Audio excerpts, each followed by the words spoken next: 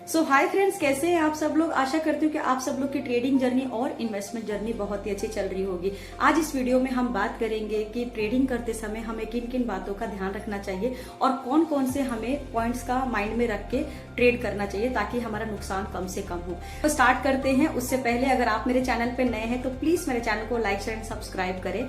सो देखिए, जब भी आप ट्रेडिंग करते हैं तो ट्रेडिंग करते समय हम कई सारी ऐसी गलतियां कर देते हैं। जैसे कि एक एग्जाम्पल लेते हैं कि जब भी हम ट्रेड कर रहे होते हैं और बाय चांस हमारी स्ट्रैटेजी सक्सेस हो जाती है तो हम प्रॉफिट करते हैं और प्रॉफिट के बाद हमारे अंदर एक कॉन्फिडेंस बिल्ड हो जाता है और हमें लगता है कि हम आगे भी जो ट्रेड लेंगे वो सक्सेसफुल हो जाएगा। ये सबके साथ होता है। ये एक साइकोलॉजिकल दिमाग है। ये बेसिकली हम लोग जो थॉट है, हमारा थॉट प्रोसेस बहुत फास्ट भागता है, बट हम पीछे की गलतियों को जो है हम उसको देखते नहीं कि हमें क्या गलतियां वापस से सुधारना चाहिए।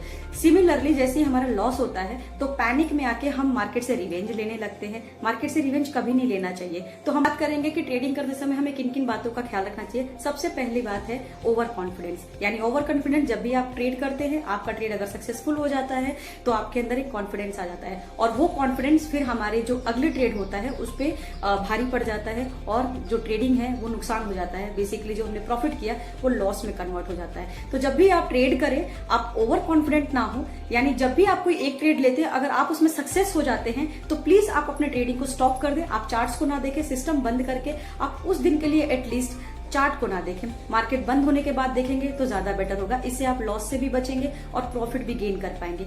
दूसरी बात, विदाउट एसएल। देखिए, विदाउट स्टॉप लॉस तो कोई ट्रेडिंग का सेंस नहीं बनता है। कई लोगों का कॉन्फिडेंस होता है कि जब भी वो ट्रेड करते हैं तो एसएल नहीं लगाते हैं। क्यों? क्योंकि उनका बहुत टाइम से एक अपना स्ट्रैटेजी रहता है या बहुत टाइम से उन्हें एक अनुभव होता है कि जब भी वो ट्रेड करते हैं तो एसएल नहीं लगाते हैं और उनके हिसाब से मार्केट, उनके मतलब बेसिकली स्ट्रैटेजी के हिसाब से ट्रेंड अगर कर रहा होता है तो वो उसमें सक्सेस हो जाते हैं। बट बाई चांस मान के चलिए कि मार्केट्स में तो अप्स एंड डाउन्स आता ही रहता है। अगर मार्केट में आपने कहीं ट्रेड लिया है और अगर 1 मिनट के अंदर मान लीजिए बीच में कोई अप ट्रेंड चल रहा हो और बीच में अगर आपको लगता है कि एक डिप आ जाए, उस डिप में आपने अगर एसएल नहीं लगाया है तो जो भी आपने पैसा लगाया है वो पूरा का पूरा डूब सकता है। इसीलिए एसएल एटलीस्ट अपने लिमिट तक लगाएं। मेरा एक रिक्वेस्ट रहेगा कि अगर आप 100 रुपए कोई कॉल लेते हैं तो एटलीस्ट उसमें 30 रुपए 40 रुपए का तो एसएल जरूर लगाएं, क्योंकि अगर इसके बियॉन्ड गया तो आपका कुछ भी पैसा नहीं बचेगा और जब पैसा नहीं रहेगा तो आप ट्रेड नहीं कर पाएंगे। अब तीसरी बात, न्यूज बेस्ड ट्रेडिंग। देखिए, न्यूज बेस्ड ट्रेडिंग करना अच्छी बात है, बट हर एक न्यूज को आप फॉलो ना करें। न्यूज को देख के आप आइडिया जनरेट कर सकते हैं। न्यूज को देखकर आप इंफॉर्मेशन जनरेट कर सकते हैं। न्यूज हम क्यों देखते हैं? क्योंकि हमें कुछ डाउट्स रहता है। यानी हम कोई चार्ट्स देख रहे हैं या हमने कुछ न्यूज देखा तो हम अपने चार्ट्स पे जाके उसको एनालाइज करते हैं कि अगर ऐसा न्यूज आया तो हो सकता है मार्केट में ये सारी चीजें हो सकती है। ये हम एक प्रिडिक्शन लगाते हैं। बट न्यूज को एक्यूरेट समझ के हम ट्रेडिंग नहीं कर सकते, क्योंकि न्यूज जो बोलता है वो भी कहीं ना कहीं से इन्फॉर्मेशन इकट्ठा करके बोलता है। एट दी एंड क्या होता है कि आपको अपने एनालिसिस पे भरोसा होना चाहिए। ठीक है। नेक्स्ट, फोमो पे भरोसा ना करना। देखिए, फोमो यानी कि कोई भी एक ऐसा फोमो आ गया, किसी ने बोला कल मार्केट उठ जाएगा, तो जरूरी नहीं है उठ जाएगा। आप अगर उठने पर उसके बातों में आ गए और मार्केट सच में नहीं उठा और मार्केट गिर गया तो आपका पूरा का पूरा पैसे का नुकसान हो सकता है। इसीलिए फोमो में ना आए। आप अपनी चार्ट पर डेफिनेटली एनालिसिस करें। आप टाइम दें स्टॉक मार्केट को, सीखें और सीखने के बाद ही आप सारी न्यूजों को गैदर करें। फिर उसके हिसाब से अपनी स्ट्रैटेजी बनाएं और ट्रेड करें।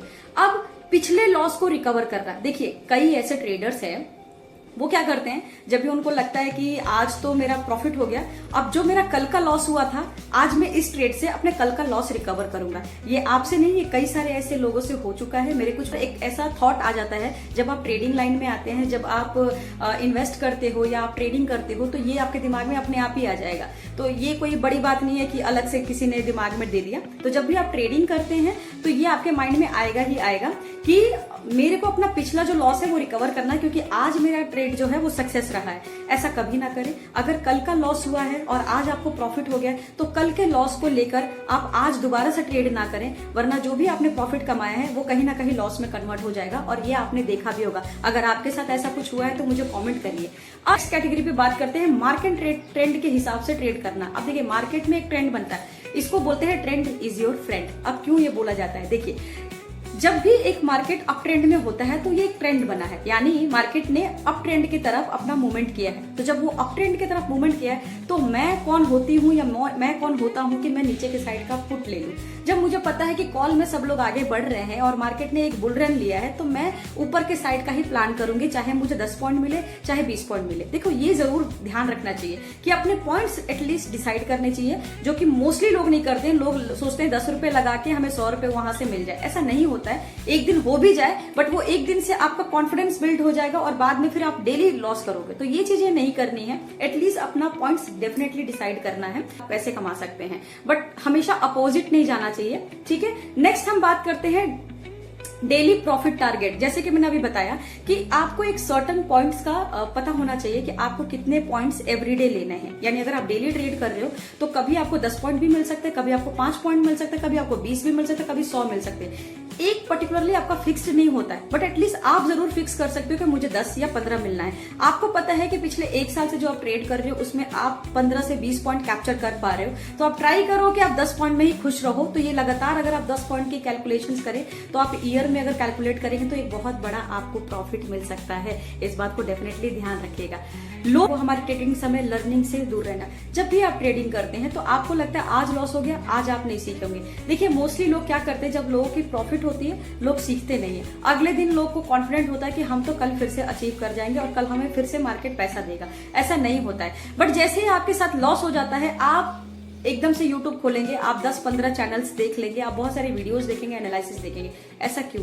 क्योंकि जब लॉस हुआ तो आपके अंदर एक डाउट आया कि मेरा लॉस कैसे हो गया, मेरी स्ट्रैटेजी कैसे फेल हो गई। बट जैसे ही सडनली आपको प्रॉफिट हुआ, आपने मार्केट को देखा भी नहीं, आपने उसके बारे में लर्न नहीं किया, आपने एनालिसिस नहीं करी।